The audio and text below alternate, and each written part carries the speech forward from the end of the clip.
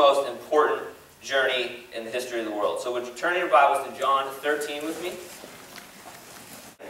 Jesus, knowing that the Father had given all things into his hands, and that he had come from God and was going back to God, rose from supper. He laid aside his outer garments, and taking a towel, tied it around his waist.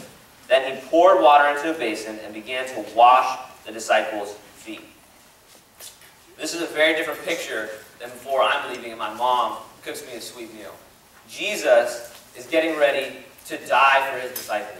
He's getting ready to commit the ultimate act of service, to take the ultimate journey in the history of the world. And what does he do as his last act on earth? He serves. He washes his disciples' feet. These feet were the most dirty, nasty feet you guys could ever imagine. Way worse than after a basketball game or after one of your workouts. Okay, these feet have been walking through sand, have been walking through dirt. And Jesus, in his last moment, in his last meal, he served. He decided to serve.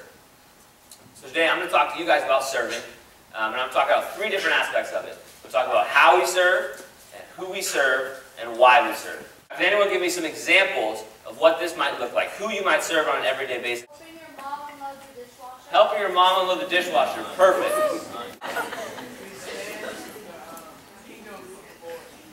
All right, we'll take that. Expanding the kingdom of the Lord.